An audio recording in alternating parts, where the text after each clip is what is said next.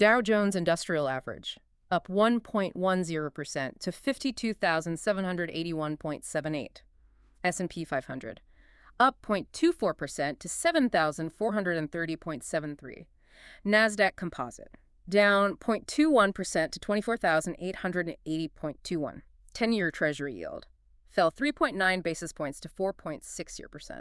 Quite a mix there. Yeah, I mean, you just heard the Dow surge to record highs while the NASDAQ basically bled out. But honestly, the headline numbers are totally lying to you. Oh, absolutely. They're hiding the real panic. Right. The real story today isn't that investors are suddenly just, in love with blue chip stocks. The reality is the market is frantically rearranging the deck chairs to avoid a $1 trillion margin debt bomb that is ticking right underneath the surface. Speaking very loudly, I might add. Yeah, and all of this is happening while a historic geopolitical shift just completely upended the global energy trade, like in a matter of hours. It was a massive whiplash. Totally. So the mission for today's Daily Deep Dive is unpacking this wildly contradictory day on Wall Street. We're looking at a session where tech completely panicked, industrial blue chips caught a massive flight to safety bid, and the global inflation narrative was basically reset. We really have to start with the energy markets, though, because that was the primary catalyst that sent the Dow into the green today. Right, the sheer drop in energy. Let's get into the geopolitical wire because that entirely dictated the morning trading session. Yeah, so the big news is the U.S. and Iran have formally paused military strikes. Which is huge. It is. Yeah. It represents the first tangible de-escalation we've seen following a really grueling 2-week surge in regional tensions. And obviously, that sparked immediate speculation regarding an actual diplomatic agreement. Right, because President Trump went on the record today noting there's a, quote, good chance for a deal to end the conflict. Exactly. And the commodities market pressed that optimism instantaneously. I mean, oil prices fell off an absolute cliff today. When you look at the charts, it's just a vertical drop. Brent crude, the global benchmark, it cratered to around $84.58. We're talking about a 4 to 6.5% intraday collapse. Just wiped out. And West Texas Intermediate, the U.S. domestic benchmark, that plunged over 7% to settle right in that 78 to 82 range. But, to understand why the equity market, specifically the Dow, cares so deeply about a drop in crude, we have to look at the economic chokehold oil has had on the non-U.S. consumer. Yeah, that distinction between the U.S. and the rest of the world is so critical right now because the U.S. economy is, for the most part, insulated. Because it operates as a net energy producer, right? Right. High oil prices actually benefit domestic shale drillers down in the Permian Basin. But if you step outside North America, the situation has been dire. I mean, before today's drop, oil was up 20% just for the month of July alone. And up 27% annually in dollar terms. Think about that. If you're an importing nation in the Eurozone or the UK, you are paying 30% more year over year for energy. Which is just a brutal tax on consumers. And the math gets exponentially worse for emerging markets. It's devastating for them. Right, because if I'm looking at the currency dynamic correctly, this isn't just about the price of a barrel, it's about the currency you actually have to use to buy it. Exactly. Oil is priced globally in U.S. dollars. So if you're a refiner in, say, Turkey or Argentina, and your local currency is rapidly depreciating against a really strong dollar. Which it is? Yeah. And while that's happening, the dollar price of oil is simultaneously spiking 27% due to geopolitical fear. You are trapped in a total financial vice grip. The data shows those specific markets were paying nearly 50% more for crude. 50%. That is just unsustainable. It is. That dual squeeze destroys industrial margins, and it suffocates consumer spending in those regions. Yeah. So when the geopolitical risk premium suddenly, evaporates from the energy market like it did today, it acts as this instantaneous global stimulus injection. Right. And that relief flows directly into the forward earnings projections of multinational corporations, the companies that manufacture overseas and rely on a healthy global consumer. Which is the exact mechanism that drove the Dow Jones Industrials to catch such a strong bid today. The market is pricing in a rejuvenated global consumer. Well, okay, I have to challenge the optimism on the trading floor here. Are traders celebrating far too early? I think they might be. Because when you analyze the physical logistics of the global energy trade, the underlying structural risks haven't just vanished simply because military strikes are paused for negotiations. I mean, you can sign a diplomatic framework, but that doesn't magically teleport oil tankers safely past conflict zones. No, it really doesn't. The physical reality on the water right now completely contradicts the optimism we saw in the equity markets today. The Strait of Hormuz and the Red Sea remain severe operational bottlenecks. Massive bottlenecks. I mean, the Strait of Hormuz alone handles roughly a fifth of total global oil consumption. And it is a incredibly narrow geographic choke point. It's what, just 21 miles wide at its narrowest? Yeah, and the actual shipping lanes are only 2 miles wide in either direction. The structural risk to those lanes is entirely intact, despite this pause. Just look at the freight data from this morning. Tanker rates for key routes delivering crude to Asia from the Middle East are currently up an astonishing 600% year over year. 600%. That is a staggering premium. Shipping companies are still paying exorbitant war risk insurance premiums. Or, they're entirely avoiding the Red Sea and diverting thousands of miles around the Cape of Good Hope. Right, and a diplomatic pause doesn't immediately fix a 600% spike in the cost of freight. The friction to physically move a barrel of oil is still heavily elevated. Which tells us that today's energy plunge is really just a sentiment-driven relief rally. It's not a structural fix to the supply chain. Exactly. Equity markets are currently pricing in the absolute best-case scenario, which is the absence of further military escalation. But if negotiations stall, or, God forbid, if a single rogue incident occurs in the strait, that geopolitical risk premium will be priced right back into crude. And the reversal will be staggering. Whiplash. Total whiplash. And that underlying fragility brings us directly to the other side of today's market dynamic. Because while the Dow rode that energy-fueled relief rally, the Nasdaq closed in the red. Yeah, capital didn't simply exit the market today. It rotated with extreme prejudice. Extreme prejudice is right. Investors took their profits and just sprinted out of artificial intelligence and semiconductor stocks. The destruction in the semiconductor sector was severe today. Drilling into the granular data, the legacy chip makers were decimated. I mean, Micron plummeted 8.4%. Applied Materials dropped 7.5%. AMD fell 7.2%. SanDisk shed 14%. And Corning tumbled 15% following a Q3 sales miss. It was a bloodbath. And this wasn't isolated to domestic U.S. markets either. The contagion actually began hours earlier in Asia. Yeah, South Korea's Kospi index crashed nearly 11% today. Almost 11%, dragged down so aggressively by heavyweights like SK Hynix and Samsung Electronics that it actually triggered market-wide trading halts in Seoul. When a major Asian index hits a circuit breaker strictly because of semiconductor panic, you know you're witnessing a systemic shift in institutional sentiment. So what was the catalyst? What drove that specific global panic? It originated out of Beijing. The market was completely derailed by reports that China has actually begun mass production of domestic immersion DUV lithography machines. Okay, we need to break down the mechanics of DUV deep ultraviolet lithography because this is effectively the technological bottleneck of the entire global economy. It really is. Lithography is essentially the process of drawing microscopic blueprints onto a silicon wafer to create transistors. And for decades, a tiny handful of Western and allied companies, primarily ASML, have maintained an impenetrable monopoly on these machines. And the engineering required to build them is bordering on science fiction. You are manipulating extreme light at wavelengths of under 93 nanometers to print patterns that are literally atoms wide. Atoms wide. Yeah. And immersion DUV takes that process a step further by placing a thin layer of ultra-pure water between the lens and the silicon wafer. Because the water bends the light, right? Exactly. It alters its refractive index, which allows engineers to print even smaller, denser transistors. And historically, the global chip-making supply chain has been entirely dependent on this Western monopoly to do this.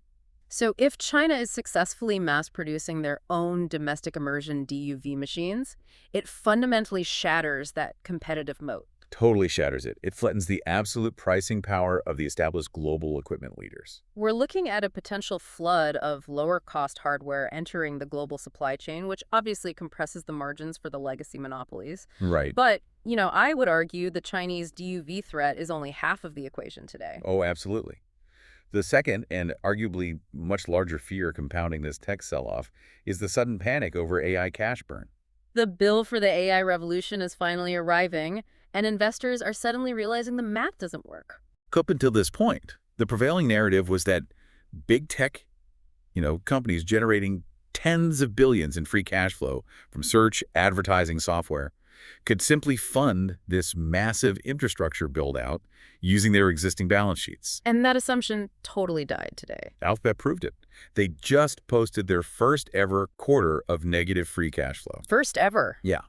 And they announced an increase to their full-year capital expenditure budget, pushing it to $205 billion at the high end. $205 billion. And to actually pay for it, they were forced to sell $80 billion in stock in June, just to raise cash. When a company as historically cash-rich as Alphabet is forced to tap the capital markets to fund its CapEx, the economic architecture of the entire tech sector shifts. They are no longer self-funding the AI arms race. No, they are becoming increasingly reliant on external debt and equity just to build out their data centers and purchase their GPUs. It's essentially a plumbing problem. And let's extend that metaphor to explain the causality here. Because AI isn't just software living in the cloud. It requires immense physical plumbing. Huge amounts of physical infrastructure. You need massive real estate for data centers. You need dedicated power grids just to run them, advanced liquid cooling systems, and obviously millions of specialized chips. Right, and right now, big tech is realizing they can't pay for that plumbing out of pocket anymore. They have to take out a multi-billion-dollar mortgage just to build the pipes. And with the 10-year Treasury yield sitting at 4.60%, the interest on that mortgage is suddenly eating their profit margins alive. The plumbing is simply becoming too expensive to finance. The cost of capital dictates everything. When you're funding growth out of your own checking account, interest rates are largely irrelevant. Sure. But when you have to go to the bond market or dilute your shareholders to fund a $205 billion build-out, the cost of that capital is paramount. Investors are looking at these balance sheets and asking a very simple question. Will the profit generated by these AI models arrive fast enough and be large enough to justify the debt required to build them? And today, the market's answer was resounding no. So if institutional capital was sprinting out of semiconductors and AI, where did it land? Because despite all of this, the S&P 500 did manage to eke out a 0.24% gain today. The capital rotated directly into classic non-tech blue chips. The defining theme of today's session was a flight to tangible value over speculative growth. Investors demanded profitable cash generation today, not promises of AI-driven revenue a decade from now. Exactly. The S&P 500 Healthcare Index and the Consumer Staples Index both rose more than 2%. Let's dissect the specific earnings winners because these names perfectly illustrate what traders were rewarding today. Coca-Cola rallied 4.5% after raising both their annual revenue and profit forecasts. And Sherwin-Williams popped 8.4%, actually hitting 8.7% intraday after raising its full-year outlook. Illinois Toolworks gained 4.1%, and IQVIA Holdings jumped 12% on lifted annual profit forecasts. Think about what these companies do. They manufacture paint, beverages, industrial tools. They possess deep pricing power. Right. If the cost of raw materials increases, they just pass that cost directly to the consumer without destroying demand. More importantly, they boast highly predictable cash flows, and they are not forced to burn billions on a debt-fueled AI data center build-out just to maintain their market share. Boeing is actually the most fascinating example of this rotation today. Oh yeah, Boeing. Boeing jumped 4.9% despite reporting a wider Q2 loss, which on the surface, rewarding a wider net loss makes zero sense. It makes sense when you look past the GAAP earnings and focus entirely on the cash flow statement. Right. The critical metric for Boeing today was that they generated positive free cash flow. In a market suddenly terrified of tech companies bleeding cash, Boeing, proving that its operational turnaround is actually generating tangible cash, was enough to send the stock flying. Investors are hyper-focused on cash preservation right now. There was one glaring exception in the tech sector today, though. Apple was a rare winner in a sea of red, rising 0.8% to cross a historic $5 trillion market cap. Yeah, Apple is undergoing a fundamental re-rating by the market. They're increasingly being treated as a consumer staple rather than a speculative tech play. Interesting, because of the ecosystem. Exactly. Their cash flow is fortified by an impenetrable walled garden of over 2 billion active devices. That installed user base acts as a high-margin utility. Making Apple a safe haven asset when the rest of the semiconductor and AI space is enduring a liquidation event? Precisely. You know, watching this capital flow from growth into value, you could argue this rotation is actually a deeply healthy dynamic for the foundation of the market. I would agree with that. A market entirely dependent on 5 or 6 mega-cap tech stocks dragging the indices higher is inherently fragile. Broadening the rally out to industrials, healthcare, and staples demonstrates rational investor behavior. They are extracting profits from overextended tech valuations and allocating that capital into fairly valued companies that are proving their profitability right now. It creates a broader base of support for the S&P 500, which really helps prevent a concentrated dot-com style bubble from completely destabilizing the broader indices when the leading sector inevitably pulls back. But the backdrop to all of these corporate earnings is the macroeconomic environment, and the economic data released today is throwing some severe crosscurrents into the mix. We really need to pivot to the macro picture, starting with inflation. The headline inflation data presented a highly optimistic scenario, actually. June CPI dropped to 3.5%. That marks the first decline we've seen in 5 months, stepping down from 4.2% in May. And core inflation, which strips out the highly volatile food and energy sectors, that also eased to 2.6%. A massive driver of that CPI drop was gasoline, which plummeted 9.7% for the month. We also saw cooling and shelter costs, which dropped to 3.3%, and food inflation, which eased to 3%. So on paper, the sheer velocity of the cost of living crisis is decelerating. Right. And then you pair that cooling inflation with today's labor data, which is showing just unnatural resilience. Yeah, weekly jobless claims plummeted to 187,000. We have to stop and contextualize 187,000. To hit that specific number, that is the lowest level of weekly jobless claims this country has seen since 1969. Since 1969. To hit a 50-year low in jobless claims today basically defies basic economic gravity. It totally does. In 1969, we were in the middle of a manufacturing boom fueled by the space race, with entirely different demographic tailwinds and labor force participation structures. Imagine that level of labor hoarding today in a service-heavy economy, following the most aggressive interest rate hiking cycle in modern history, is staggering. Especially when companies like Microsoft are actively announcing 4,800 job cuts in their gaming division today. The labor market simply refuses to crack. The broader reality behind that 187,000 figure is that laid-off workers are either finding new employment almost instantly, or companies are so terrified of a return to the post-pandemic hiring shortages that they are choosing to hoard labor at all costs. And the broader unemployment rate did tick down to 4.2%. Right. But here is where the data creates a glaring contradiction, and where I have to push back on the narrative that the consumer is healthy. How can jobless claims be at a 50-year low and inflation is visibly dropping, yet the Conference Board reported today that consumer confidence unexpectedly fell in July? It's a huge disconnect. If everyone is employed and prices at the pump are cooling, why is the consumer signaling deep financial distress? It is the defining economic paradox of this specific business cycle, and it is entirely driven by the cumulative weight of long-term borrowing costs. The interest rates. Exactly. Headline inflation may be cooling, but that simply means prices are rising at a slower pace. They're still structurally much higher than they were 3 years ago. But the real destructive force is the cost to finance daily life. Right. If you need a mortgage, an auto loan, or if you are carrying revolving credit card debt, the interest payments are bleeding your household balance sheet dry. The structural cost of debt is squeezing disposable income. The consumer is fully employed, but their wages are entirely consumed by the cost of capital. They are working simply to service the interest on their debt. Which is why every single institutional eye on Wall Street is currently locked onto the Federal Reserve meeting that officially kicked off today. Tomorrow afternoon is the highly anticipated Fed decision. If we look at the CME FedWatch tool, the market is pricing in roughly a 70% probability that the Fed holds rates steady in that 3.50% to 3.75% range. But there is still a stubborn 30% probability priced in for a 25 basis point hike. And this specific meeting carries entirely new dynamics because the market is dealing with a new Fed chair, Kevin Warsh. And Warsh is widely expected to formally end the forward guidance era, which fundamentally alters how the Fed communicates with Wall Street. Let's clarify forward guidance for a second. For the last 15 years, through the Bernanke and Yellen eras, the Fed has essentially held the market's hand, telegraphing its policy moves months in advance to suppress bond market volatility. Ending forward guidance means removing the training wheels. Warsh operates on the philosophy that the Fed must be strictly data-dependent in real time.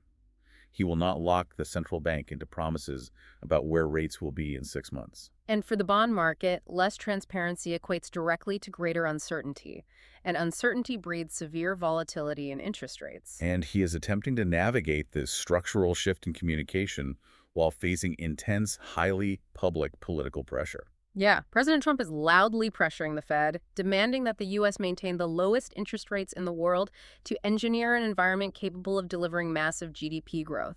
He's frequently citing targets like 8, 10, or 12%. That political pressure places Warch in an incredibly tight spot. Totally. Because if he capitulates and cuts rates to appease political demands, or just to alleviate that crushing consumer debt burden we just discussed, he risks instantly reigniting inflation, especially with global energy markets sitting on a geopolitical knife edge. But if he hikes rates to assert the Fed's political independence and extinguish the last sticky elements of inflation, he risks breaking the labor market and crushing corporate borrowing. And if we look beneath the hood of the financial system, there are severe macro warning flashes signaling that the structure is already under immense stress. We need to flag these specific risks for retail investors right now. Let's start with the bond market. The 30-year Treasury yield is currently sitting above 5%. We have not seen the 30-year yield sustain levels above that threshold since 2007. Right before the global financial crisis, why does a 5% yield on a 30-year bond act as such a critical warning light? It comes down to a metric called the term premium, which Moody's Analytics specifically highlighted today. The term premium is the extra compensation, the extra yield that investors demand to lock their money up for 30 years instead of simply rolling over short-term debt. Makes sense. When the term premium blows out to these levels, it signifies that investors perceive deep structural risks in the long-term fiscal health of the U.S. economy. They're looking at geopolitical instability, entrenched inflation, an absolute flood of government debt issuance. And they are demanding a much higher return to absorb that long-term risk. And practically speaking, a 5% 30-year yield sets a hard floor for 30-year mortgage rates, ensuring the housing market remains completely frozen, which further suffocates the consumer. Exactly. But the leverage in the bond market is only one half of the threat. The leverage in the equity markets is flashing an even brighter red warning signal right now. Margin debt, the money investors borrow from their brokers to buy stocks, hit a record $1.5 trillion in June. The gross number is alarming. But the terrifying part of that statistic is the net balance. Investors' net balances with their brokerage firms have been pushed into a $1 trillion deficit. Meaning retail and institutional traders combined owe $1 trillion more to their brokers than they actually hold in cash in their accounts. That is pure rocket fuel for a systemic market crash. Let's walk through the mechanics of how that deficit unwinds, because it's essentially a forced liquidation machine. When you buy stocks on margin, the broker uses your portfolio as collateral. Right. If the market begins to slide and the value of your portfolio drops below the maintenance threshold, the broker issues a margin call, demanding you deposit cash immediately. And if you don't have the cash, and we just established the entire system is running $1 trillion cash deficit, the broker automatically liquidates your stocks to cover the loan. That forced selling pushes asset prices lower, which triggers the next trader's margin call, forcing more algorithmic selling. It creates a cascading avalanche of forced liquidation. Which ties directly into the third major macro warning flash today, the foreign exchange markets. The Japanese yen has collapsed to 4-decade lows, trading around 164 to the dollar. This specific currency collapse threatens to trigger the exact margin cascade you just described through something called the carry trade. Yeah, the carry trade. Let's spend some time on this because this is the hidden plumbing of global liquidity.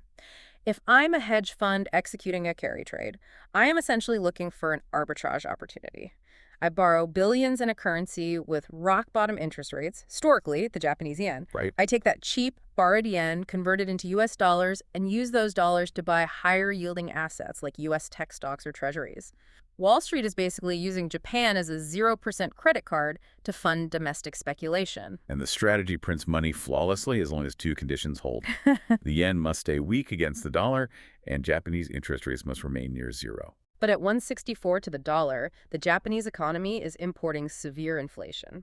The Bank of Japan is facing immense pressure to intervene and defend their currency, either by aggressively buying yen or hiking domestic interest rates. If the Bank of Japan intervenes and the yen suddenly spikes in value, this isn't just a currency fluctuation. It's a global margin call.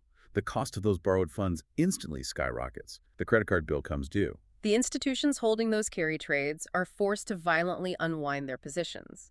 To cover their increasingly expensive yen-denominated debt, they have to sell their U.S. tech stocks, convert the dollars back into yen, and close the trade. We saw this exact dynamic nearly break the global financial system in 1998, and the scale of the yen carry trade today is vastly larger. So you put all of these structural pieces together. We have a market running a $1 trillion margin deficit, highly exposed to a potential yen carry trade unwind, sitting underneath a semiconductor sector that is suddenly terrified it can't afford to finance its own AI infrastructure build-out. It's a powder keg. If the Fed hikes rates tomorrow to assert its political independence, or if mega-cap tech earnings miss expectations and trigger a margin call cascade due to these over-leveraged bets, the downside velocity in the equities market could be severe. The system is currently operating with almost zero structural shock absorbers. Done. Which brings us to tomorrow's calendar, because the catalysts capable of triggering those shocks are lined up back-to-back. Tomorrow at 2:00 p.m. Eastern, we get the FOMC rate decision, followed immediately by Kevin Warsh's press conference, where every single word will be dissected by algorithmic traders for clues regarding the end of forward guidance. And if navigating a new Fed chair wasn't enough, we also have the heaviest hitters in tech reporting earnings. We will see the books from Microsoft and Meta. The street will be laser-focused on their capital expenditures, their free cash flow generation, and exactly how much this AI arms race is draining their balance sheets. The volatility across all asset classes tomorrow will be intense. Definitely. Make sure you are following the show so you don't miss tomorrow's daily deep dive into the market close, because it is shaping up to be one of the most consequential trading sessions of the quarter. You won't want to miss it. We'll leave you with this one lingering question to chew on tonight. With retail investors actively cheering on the Dow's blue chip rise today, completely oblivious to the overall market margin debt sitting at a record $1.5 trillion deficit, who is actually going to be left holding the bag if the AI earnings engines of Microsoft and Meta sputter tomorrow?